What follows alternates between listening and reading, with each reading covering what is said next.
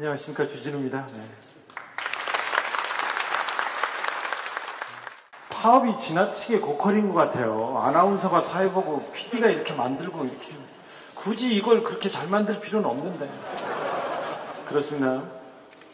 저는 여기 처음 와봐요. 저는 상암동 MBC를 처음 와봅니다. 저는 MBC를 좋아해서 MBC 나가는 게 부모님한테 가장 큰 효도라고 생각했었는데 아무도 불러주지 않아가지고요. 그리고 제가 아는 선배들은 상암동으로 출근하는 사람들이 없어요.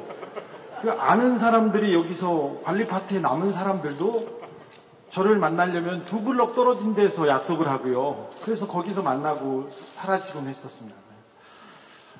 그런데 오늘 여기 오니까 다 모였네요.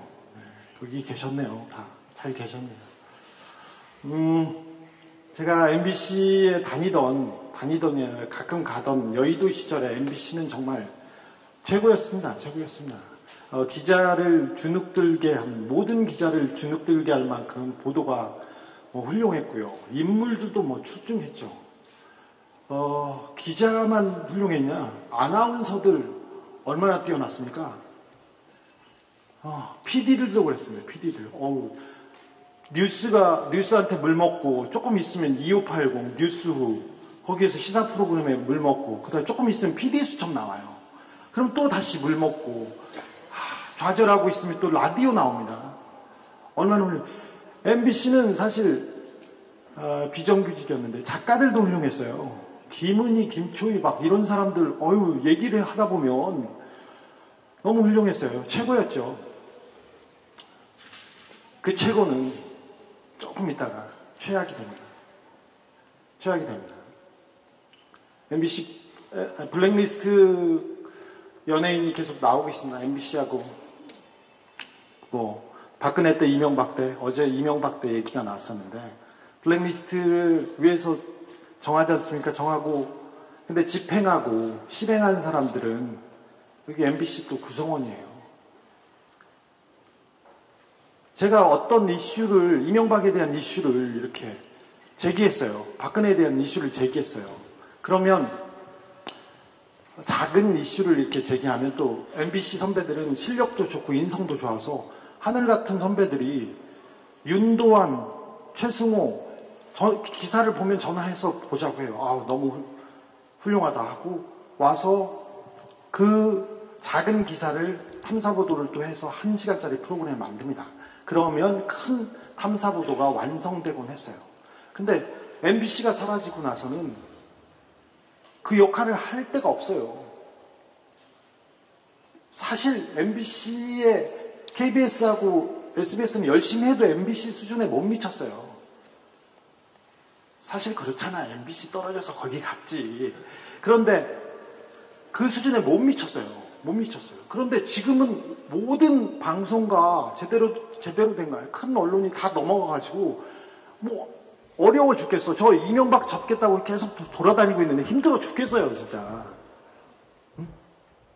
근데 MBC가 있었으면 이렇게 망가지진 않았을 텐데 그 생각 계속합니다. 지난번에 파업을 했습니다. 다시 돌아왔는데 실패라고 생각하지는 않지만 또 성공하지도 못했어요. 그때를 기억합니다. 그때 권순표 앵커가 마이크를 잡고 있다가 동료들이 파업을 하는데 나는 마이크를 잡을 수 없다고 내려놓았습니다. MBC 기자들, 내가 아는 MBC 선배들은 다 그렇습니다. 근데 그 자리를 권재웅이 했나요? 권재웅이었나요? 그렇습니다. 그리고 많은 아나운서들, 많은 진행자들이 파업에 동참하겠다고 마이크를 내려놨습니다. 근데 그때부터 스포츠 캐스터까지 내려놨죠? 서영욱이었던가요? 서영욱 해설가. 그런데 그 자리를 다른 사람들이, 진짜 보고 싶지 않은 사람들이 마이크를 잡습니다. 김성주가 특별히 많이 잡았는데 저는 그런 사람이 더 미워. 진짜 패 죽이고 싶은데 어제는 시사인에 제가 가끔 사무실에 가요. 저도. 그런데 전화가 왔어요. 우리 편집국장이 고재규라고 굉장히 양반인데 화를 내고 있더라고요. 그랬더니 누군가 했더니 김윤덕 조선일보 기자라고 김성준의 누나래.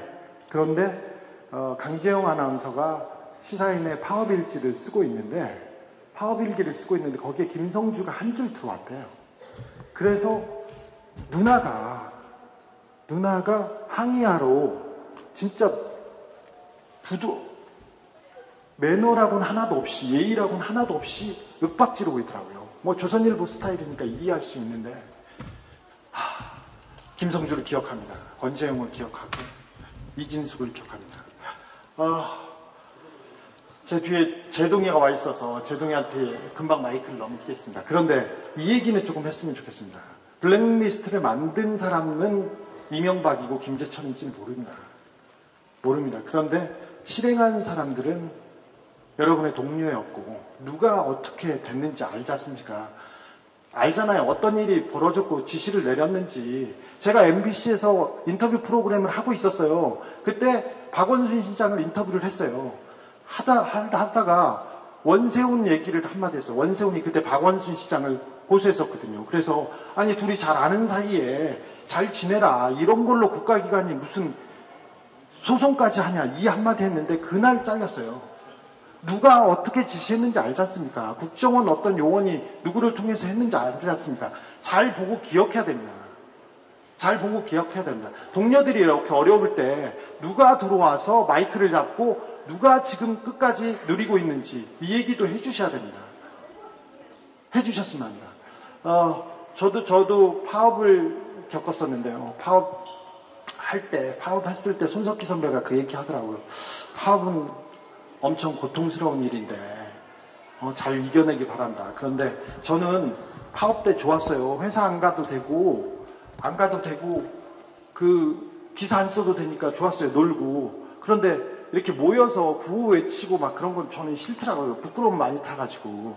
그래서 이건희 탈 있지 않습니까? 이건희 탈을 쓰고 가만히 숨어 있었는데 그래서 파업을 즐겁게 회사를 안 가고 땡땡이를 그냥 합법적으로 치면서 잘 놀았습니다. 어차피 돈을 못 버니까.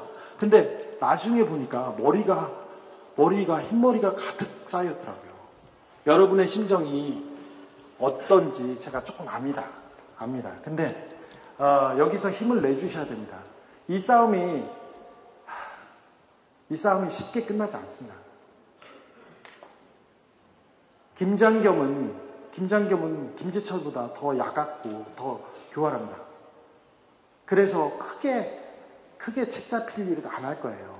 안 했고. 짧지 않습니까? 근데 이 시간이 길어지면 고통스럽고 그래서 이렇게 동력이 빠지고 어떻게 하고 이렇게 얘기를 다른 많은 이 얘기가 나와서 변수들이 나와서 이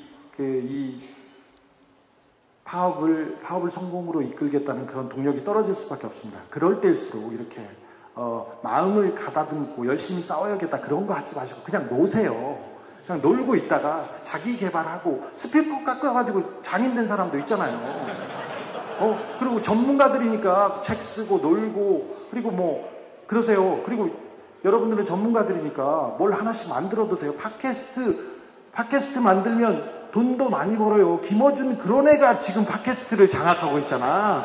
잘 아시잖아요. 그 사람 내공이 아무것도 없다는 걸. MBC 라디오 나와서 상담 프로 할 때 고민 상담하면 여자한테 무조건 헤어져. 그게 그 사람의 정답이에요. 더 이상 없어. 아니 그런 애가 방송도 이렇게 돈 많이 벌고 있지 않습니까? 자, 다큐멘터리 그거 돈 됩니다. 저 뭐 하나 만들었는데 한 2억 정도 들었나 봐요. 2억 정도 들었는데 배급사 홍보사에서 벌써 돈을 많이 줘가지고 손익분기점이 넘어갔어요. 그리고 막 사람들이 들어와서 부끄러워 죽겠어요. 공범자들 많이 보면 되는데. 그리고 다른 일 하면서 조금 여유를 갖고 가셨으면 해요. 어차피 이기는 싸움입니다. 그런데 조급해하지 말고 항상 조급해하지 말고 천천히 갔으면 합니다. 특별히 직장이 좋은 사람들 파업에 제가 맨날 끌려가서 얘기를 하고 어디 가서 이렇게 얘기를 하는데 그런 사람들 파업이 어려워요. 특별히 돈을 많이 조금 어느 정도 받는다 이런 사람들 파업이 성공하기 가장 어렵습니다. 그래서 여러분이 지금 생각해야 될 것은 다른 게 아니고 여유를 갖고 좀 놀자. 이 기회에 좀 놀아보자. 이런 생각을 하면서 천천히 가면 반드시 좋은 결과가 있으리라고 생각합니다. 저는 여기에서 가보겠습니다.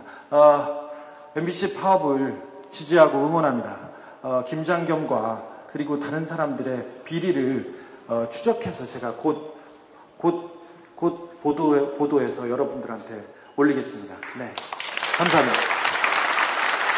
제가 MBC에 다니던 가끔 가던 여의도 시절에 MBC는 정말 최고였습니다. 기자를 주눅들게 하는, 모든 기자를 주눅들게 할 만큼 보도가 훌륭했고요. 인물들도 출중했죠. 기자만 훌륭했냐? 아나운서들 얼마나 뛰어났습니까? PD들도 그랬습니다. PD들.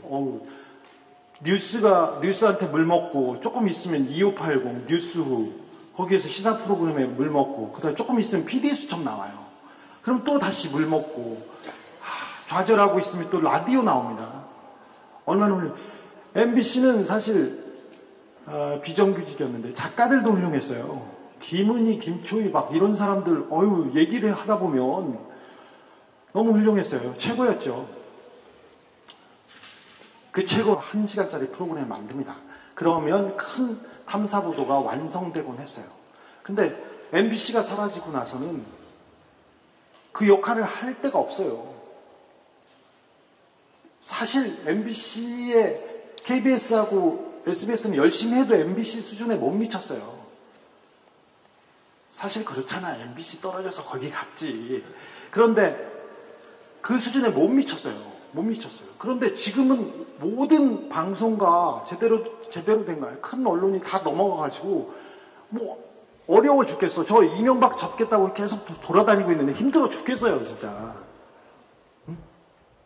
근데 MBC가 있었으면 이렇게 망가지진 않았을 텐데 그 생각 계속합니다. 지난번에 파업을 했습니다. 다시 돌아왔는데. 안녕하십니까, 주진우입니다. 네.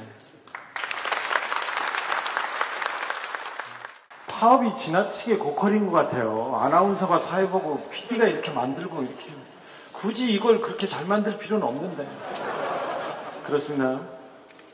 저는 여기 처음 와봐요. 저는 상암동 MBC를 처음 와봅니다. 저는 MBC를 좋아해서 MBC 나가는 게 부모님한테 가장 큰 효도라고 생각했었는데 아무도 불러주지 않아가지고요. 그리고 제가 아는 선배들은 상암동으로 출근하는 사람들이 없어요.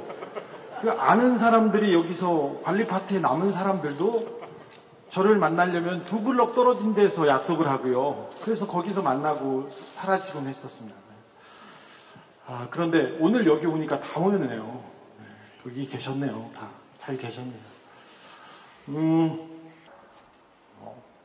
실패라고 생각하지는 않지만 또 성공하지도 못했어요. 그때를 기억합니다. 그때 권순표 앵커가 마이크를 잡고 있다가 후배들이, 동료들이 파업을 하는데 나는 마이크를 잡을 수 없다고 내려놓았습니다. MBC 기자들, 내가 아는 MBC 선배들은 다 그렇습니다. 근데 그 자리를 권재웅이 했나요? 권재웅이었나요? 그렇습니다. 그리고 많은 아나운서들, 많은 진행자들이 파업에 동참하겠다고 마이크를 내려놨습니다. 근데 그때부터 스포츠 캐스터까지 내려놨죠? 서영욱이었던가요? 서영욱 해설가. 그런데 그 자리를 다른 사람들이, 진짜 보고 싶지 않은 사람들이 마이크를 잡습니다. 김성주가 특별히 많이 잡는, 조금 있다가 최악이 됩니다. MBC 블랙리스트 연예인이 계속 나오고 있습니다. MBC하고 박근혜 때, 이명박 때, 어제 이명박 때 얘기가 나왔었는데 블랙리스트를 위해서 정하지 않습니까? 정하고 근데 집행하고 실행한 사람들은 여기 MBC 또 구성원이에요. 제가 어떤 이슈를, 이명박에 대한 이슈를 이렇게 제기했어요. 박근혜에 대한 이슈를 제기했어요. 그러면 작은 이슈를 이렇게 제기하면 또 MBC 선배들은 실력도 좋고 인성도 좋아서 하늘 같은 선배들이 윤도한, 최승호 기사를 보면 전화해서 보자고 해요. 아, 너무 훌륭하다 하고 와서 그 작은 기사를 탐사보도를 또 해서